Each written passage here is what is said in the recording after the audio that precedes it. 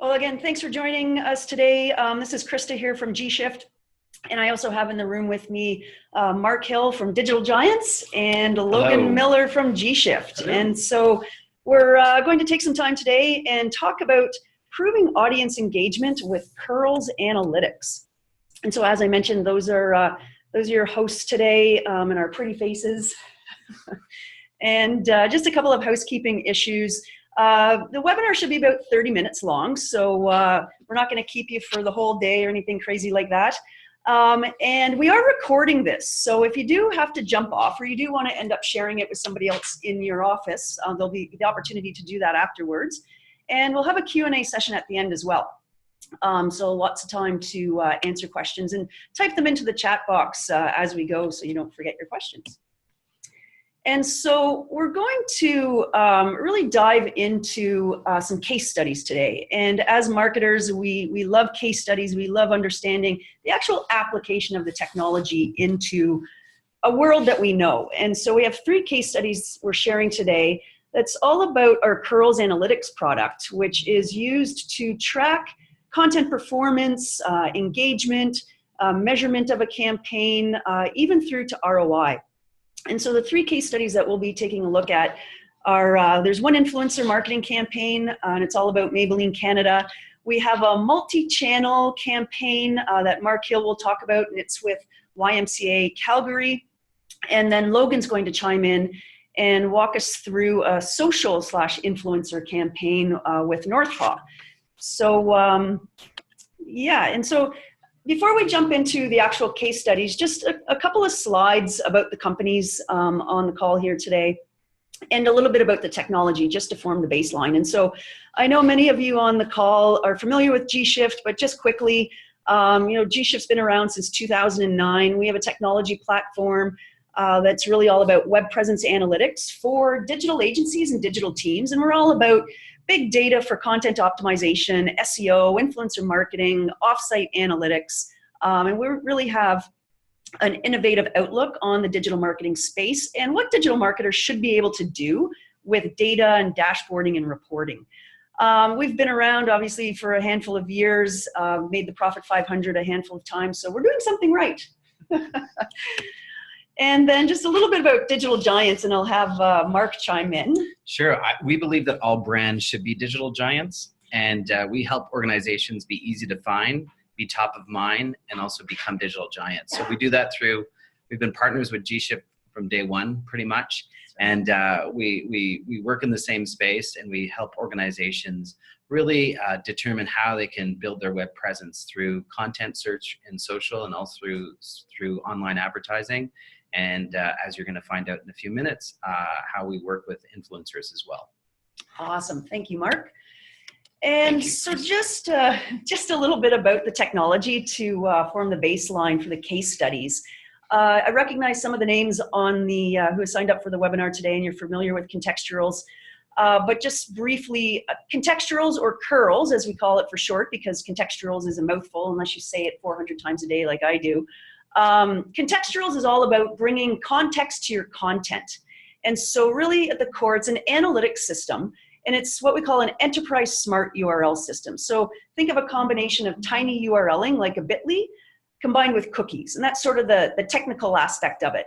But really what it allows you to do is measure the performance of your content investment as your customers and prospects interact with your brand content off of your website. And that's becoming more and more important in digital campaigns. And my next slide gets into that. You can also think of kurls as Google Analytics or Adobe Analytics for off-site content, where, and I'll just pause there for a minute and I'll back up. In our mind, there are 2 places where your customers interact with you online. They interact with your brand on your website proper, but also off of your website. And more of that engagement is happening off of the website, which is why a tool and an analytics system like kontextURLs is important. The other neat thing, and users of the product who are on the call really gain a lot of value from being able to optimize their campaigns on the fly with kontextURLs. So seeing real-time data insights and really answering the 2 fundamental questions that every digital marketer every day is asking which are what is working and what is not working right now. So across my entire web presence, is anybody even interacting with it right now? If so, where and with what? And if not, oh my God, why is it not working, right? These are such important questions to know the answers to. And so kurls helps answer those questions. And so back to that offsite concept, the reality is that 67 to 90% of the customer journey is happening off of your website. And so if you're not tracking the engagement of that content and the engagement of your prospects with your content, you're really missing out on a lot of the interaction, or maybe there is no interaction going on, but you're really missing out on the data around that engagement. We call this the dark funnel. I think there's an important point, Krista, is to think about this, like when you look at kurls and you see what's happening, you know, we're going to talk about that in our case study, but it's really real time. It's being able to understand what's really happening right now. And I think if you look back even 5-10 years where people used to put like huge TV campaigns together and stuff like that, and then it would be like, hey, let's wait and see, you know, and throw more at it. Here you can really understand and see how people are interacting, where they're coming from, and then you can adjust your budgets accordingly to get the best ROI. Yeah. And that insight is just invaluable. Yeah. I absolutely agree, Mark. And just to add to what Mark said, there's so many instances still where we see digital marketers, for yes, the television ad example, but digital marketers waiting until the end of the campaign, 30 days, 60 days, 90 days, and asking the question, well, did it work? Oh, no, it didn't work. Like, oh, oops, right? And so this really helps solve that problem. And then there's an application of kurls within influencer marketing, which we'll get into. And, you know, oftentimes agencies or internal teams will launch an influencer campaign and not really think through the analytics required, again, around understanding which influencer is actually performing and which is not. So we have some deeper case studies about that. So we call this influencer marketing analytics. And so just to make sure everybody is up to speed on influencer marketing, because it does enter into the case studies, you know, it's becoming, an influencer marketing campaign is becoming more important and popular in the entire digital marketing mix for many reasons. But really the guts of influencer marketing is around amplifying your message and building lasting relationships with the trusted and influential folks in your industry, where they will have access to, and there's you figure this out through research and understanding their audience, but they will have an audience that matches your target market. And so I was having this conversation earlier today with some other folks. You know, the core of digital marketing is about developing your audience, right? And finding new channels where your target market lives and wants to interact with your messaging. And so we call these influencers. They are social profiles that may live in one or many social channels, whether it's YouTube or Twitter or Facebook or Instagram. And again, through research and the development of an influencer campaign and an influencer strategy, you will interact with the influencer who has an audience that matches your target market and cares about the messaging that you have, okay? And so case study number 1 is about influencer marketing. And this is, this campaign was actually done in conjunction with gShift and one of our agency partners, Q Digital. And the client is Maybelline Canada, so not a small brand. So this was, it was a really fun campaign to do. And it ran for a 3-month period of time. And the overall challenge was to promote a particular product, Color Sensational, to a particular audience, like just the Canadian audience, right? And so we had to find influencers who had access to that audience within a particular geographical area. And then of course, hey, Q actually said, we need to make sure we measure the performance of the influencers and the content that they're distributing. And so that indeed were part of the objectives, right? Increase brand awareness, which is a common component of an influencer campaign. They were actually driving conversions, which is wonderful to see. And they wanted to reach, again, that target audience within Canada. And so the solution to all this was pretty simple. It was contextuals. Use contextuals to understand which influencers in which channels and which pieces of content are actually performing and make adjustments along the way. from the first 10 minutes the campaign launches, the next 10 minutes, the end of the first day, like constantly optimizing and understanding what's performing and what's not performing. And so the overall process from start to finish isn't just about using the technology, right? Yes, the technology will provide the answers, but they had to go and find the influencers and create the contract with the influencers. And in that contract with the influencers, you're actually going to want to provide details about the fact that the influencer has to use kurls when they distribute their content, right? So this short URL, this smart URL that's going to capture all the data actually has to be associated with the channel that they're using and the piece of content that they're distributing. And so once that contract is signed, then the agency or the internal team works with gShift, and we map out the campaign, and we really make sure everything is set up properly so that the data collects properly. And to do this, we're creating specific tags around the campaign, dashboards, and once it's all set up and the influencers are distributing their content, it's go time. You just watch the data come in. It's really quite fun. It's Krista's idea of fun, which is actually really sad. But it is really exciting. It is really exciting, yeah. It is. For us nerds. And so here are some of the results. People clicked, yay. Yeah. So here are some of the results. And you can see the 3 influencers who were hired, Winifred, Mary, and Sarah. And you can see the engagement that they generated across all of the channels that they were distributing to and the different types of content. And so you can see, who is, Winifred, 705 clicks, 575 clicks. This data is otherwise not available in a campaign. So many influencer campaigns are run without any knowledge of this in real time. And so you can even start to do things such as, well, what the heck is Sarah doing? She's really not performing.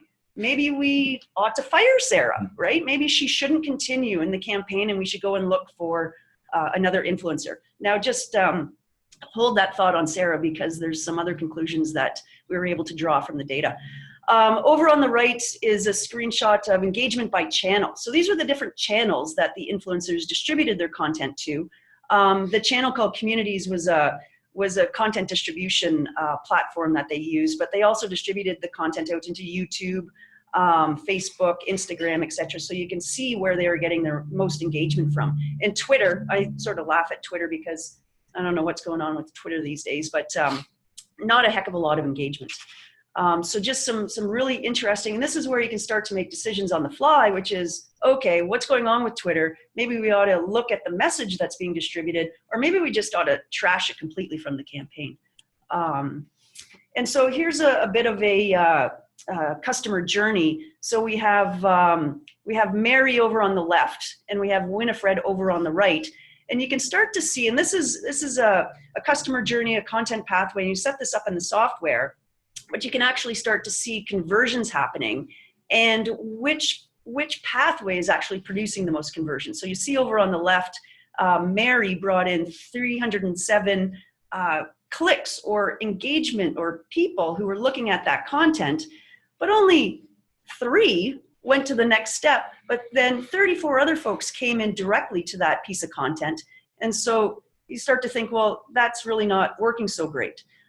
Same on the other side. It's, and this data was optimized on the fly, but they were able to do that because they could see what was working and what was not working. So lots of insight. Now back to the point about Sarah not performing. The reality is that Sarah actually produced the most engagement of the 3 influencers, even though she had the fewest number of clicks. And so you'll see up at the top, Mary on YouTube, she had 119,000 subscribers, and the audience engagement that she was able to produce was 10% based on her audience. Winifred, who was actually paid the most because she had the most subscribers on YouTube, produced the least amount of engagement at 0.01%, right? So Winifred got paid the most because she had the most reach, and this is a story about reach versus engagement. And right now, reach is still the primary metric that marketers are using and influencer marketers are using to sell themselves. But in reality, their audience is just not engaged. Sarah on Instagram had 40,000 followers and produced the most amount of engagement based on her audience. And you can conclude that her audience was probably a better match to the target market. So some really great results there, and things to think about, such as making sure campaigns are mapped out properly so that you capture the right data. optimizing on the fly, and understanding what the metrics really mean. The influencer with the most amount of reach isn't necessarily the one that's going to drive the most value for your campaign. And with that, I shall hand it over to Marc, who is going to chat about the next case study. Great. Thank you, Krista. That was really interesting to see. I'm excited to talk to you about what we did for the YMCA of Calgary when they opened 2 new childcare centers in Calgary. One was it is the largest childcare center in Canada. So it's a massive facility that looks really cool and has all sorts of fun things to do. Our challenge was to help them drive new parents to the door and to sign up. So we wanted to raise awareness of the new centers. We wanted to drive more traffic, of course, and sign up for a tour. You can't actually register online, but our whole goal was to get them to sort of register and to get them in the door, increase enrollment, of course, and educate them about the YMCA's trademark Play to Learn curriculum, which is unique to the YMCA's in Canada. So we did do a number of different pieces of collateral and prepared sort of the traditional campaign. Originally, the YMCA just wanted to do a bit of an ad campaign, but we said to them, hey, why don't we try actually hiring some influencers, some local influencers, and we'll try out this campaign. The benefit was that our client used to be a journalist, so he knows all of the bloggers in the city, and teaming up with them was pretty easy. We did have a really tight timeline for this because we actually prepared this case study to show at all of the chief marketing officers and chief development officers conference for the YMCA. So we had a live case study to share with them.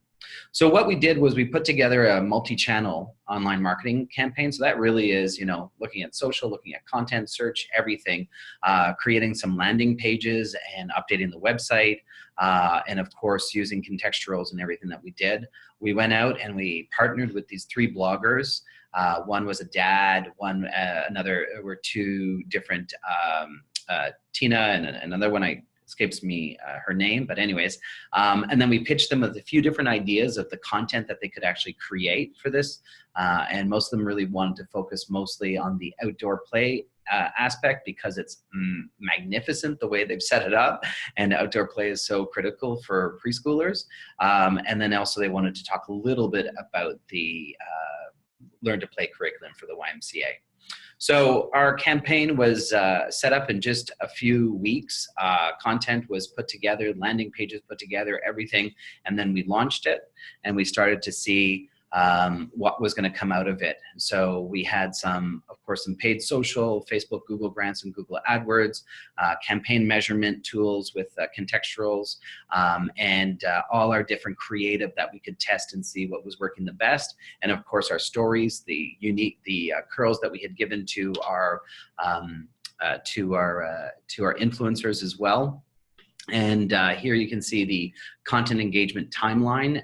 This was run last fall, so you can see day by day in terms of what's happening, who's clicking on the content, which of the influencers is getting the most reach and most engagement, is Facebook working and all the rest of it. What was really interesting, and every morning we would geek out and do Christmas morning for Krista, and we'd get together and we'd look at the data and see what was happening. And we did testing of not only A/B testing, but we did ABCD testing of the landing pages. What we found as we took information off the landing page, we saw a better conversion, more focus, and we could tell which of our ads was performing the best as well. On Facebook, we could understand which of our influencers was driving the best traffic, and for them as well, it was really interesting to see which of their channels were driving over time.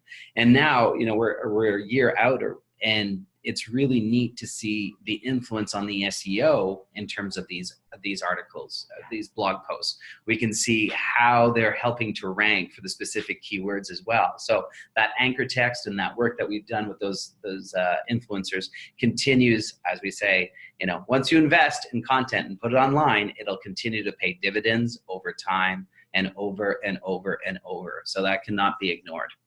You'll see website traffic increased by over 10%. We had a page view increase by about 31%. And then the potential ROI was pretty massive. I mean, childcare is expensive across the country, and we know that. But you know, once you have somebody sign in for a couple, they're there for typically for a couple of years, and you could see as well the path to conversion here. You can see the engagement by channel. This stuff is so neat when you actually break that out. All those multicolored things really shows, you know, the difference between Facebook organic and Google paid and Google grants and Instagram and Twitter and the website and all those channels, and you can really dig in deep. So yeah, if you want to go deep and understand it, if you want to go just stay surface, you can see it as well. But it really gives you insight and allows you to change your campaign, allows you to focus on the results and drive those results. And it's incredibly powerful tool, kontextURLs, to really help you understand how your campaign is going to work. Awesome. And a happy client. I must say that too. That's always the best part. Yes, Marc was, you were our first client. Yeah, I think so, yeah. Yeah. And still am. Yeah, yeah. That's really great. Thanks for that, Marc. I love that story. And I'm now going to hand it over to Logan, who's going to walk us through the North Paw social influencer case study. Over to you, Logan. Sure thing. So North Paw was a really fun campaign. They were a brand new dog food brand that we're really trying to promote the fact that they're grain-free, that they're new, that they're Canadian, and they wanted to do that through influencers. So our influencers were dogs, you know, famous dogs on Instagram, and some dog walkers as well, whose audience fit into their target audience. So they came to us to spread the word of their new product, and they wanted to get, you know, some buzz going around them. So they provided us with a coupon code that people can download and go into the store and redeem. So, and they were also looking to target people in a very specific market, specific to Toronto and also Halifax and a bit more broadly Atlantic Canada. So kontextURLs were really able to help us kind of narrow down who we were speaking to. So as I said, the objectives was to raise brand awareness, drive traffic to download a coupon, and that very geographic focus as well. So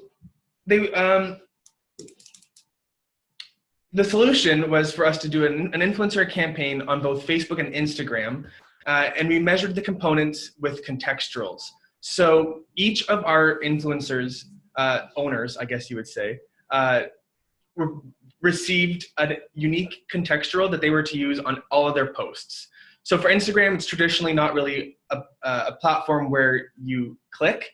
So we had our influencers put that kontextURL in their bio so that their audience could use that. And it ended up being very, very effective on Instagram. So the process was we recruited a bunch of influencers, a mix of Instagram famous dogs who were in the Toronto and Atlantic region areas, and also a couple of dog walkers as well. We created a contract, as Krista had said, to ensure that all the influencers knew that they were supposed to use their unique URL. And from there, we were able to kind of determine which influencer was the best, which ones, you know, were okay, and which ones were just kind of like, let's never use them again. So as for the results, because this was a very social heavy and brand awareness campaign, we did also report on more the vain metrics like likes, engagement rate, comments, and all that. But the really cool and really important things to note is the coupon clicks and also the geographic data in that map there. So we were able to kind of see that Mr. Marcel, most adorable dog in the world, by the way, he wears bow ties. He received the most clicks. And it was also really interesting to see that their target was Toronto and Atlantic Canada. And as you can see in the map, the majority of the traffic came from the Toronto area and also through the Nova Scotia area as well. I mean, you're always going to have bleed into other areas as well, but we really wanted to show that the main focus and that the main results came from their target areas. And the contextuals were able to help us do that. Yep. Okay. Yep. All right. Back to you, Krista. All right. Are Good you stuff. still friends with the dog? I follow them everywhere. I like all their pictures. It was a very distracting campaign to be involved in because I would get lost in looking at cute dog pictures. So we see different types of Christmas morning here, right? Yeah, for sure. Now, it doesn't matter how many times I hear the North Paw case study and the fact that the dogs were the influencers, it makes me giggle. Yeah, I never really knew how to address the owners. Like, Mr. Marcel, here is your check, you know? Yeah. So I'm just looking for questions here. I see a question from Carl. There's not really a question. You're just giving me your email address or your domain name, which is great. Are there any specific questions? Oh, there's more. I need to just, here we go. So the question is this really a long-term strategy? What's the level of investment required to facilitate this strategy and use the data to optimize? How well can you collect aggregate data? There's a lot of questions. That's a loaded questions. So is influencer marketing a long-term strategy, or I'm going to think that's the question. Well, put it this way. Digital marketing is a long-term strategy. Forget about any one of the specific tactics. You really need to look at your entire digital strategy and how it maps to your business strategy and ensure that you're allocating your resources in a way that's going to support the business in the long term, right? And so you may do some short-term win type things, like maybe some paid search to start to generate some traffic. But when you look at creating content and distributing that content by influencers, by email marketing, and by SEO and social, that, in my opinion, is always a long-term strategy. There are no overnight wins. You have to do it in the long run. So what's the level of investment required? That's a great question. It can go from anywhere to anywhere. You know, if you're not for profit that has good friends or has people that are partnered with you, they can use their influence in different ways. So it can be almost zero, to there's probably millions and millions of dollars that some influencers, Oh yeah, we paid one of the dogs $2,000. Yeah. I mean the dog's owners, sorry. Yeah. Yeah. So some people, but it can be a low cost strategy, and you can get some good results as well. Yeah, one of the ways I help people think about, how much should an influencer campaign cost? Think about how much it costs per click is for a particular keyword. So if you take that sort of cost strategy and then assuming, how long is your influencer campaign going to run? What's the I'm going to say it, reach. I just said reach. So there's a couple of different ways that we can help you formulate a budget. But we have folks with small budgets up to large budgets. And it really comes down to, in my opinion, the best campaigns are the integrated campaigns like what Marc was talking about. And some folks come to us and say, no, we only want this. But the reality is if you're doing influencer marketing, you really ought to be doing some retargeting. You really ought to be doing, the whole sort of customer journey. It takes so much approach. effort to get them to the page, then you might as well, once they get there, you may as well market to them after they leave. Yeah. And then I think there was one last thing. Can you aggregate the data? Absolutely. And it's a long-lasting strategy, as I pointed out. The YMCA is still getting results from this campaign. So, that investment online always pays dividends over time. Yeah. There's another question here. How much background checking or vetting should we be putting into influencers before reaching out with a proposal? And Logan's going to answer that one. So that's a huge thing. It's a great question. So you really want to make sure that you're doing as much as you can to kind of background check your influencers to make sure that their audience is who you want to reach and make sure that their audience is real. There's a lot of people who call themselves influencers out there who just buy a lot of likes and a lot of followers, and that is going to do absolutely nothing for you in the long run. And you're going to want to make sure that you have an idea of who they are before you go out to them with their proposal to work with them. Typically, they'll tell you how much they cost, and you can kind of work from there. Perfect. All right, any other questions from the audience? I don't see any other questions, but if you do have questions, you can always email them in to gShift or to Mark. And I think we had a... You can find us online. Yeah, you can find us on LinkedIn. It's really incredible. Twitter, Facebook. Yeah, I think that's it for questions. Awesome, and there's a couple of download guides that might be applicable for where you're at in your digital strategy about mastering smart URLs and multi-channel campaign analytics, as Mark was talking about. Yeah, and I guess that's it for today. Thank you, everybody, for your time. Thank you. We will be emailing out a recording of this for you to share with your coworkers and friends and parents. Good stuff. We'll put it on Christmas Day. Yeah, Christmas Day. Thanks, everyone. Thank you. Watching for the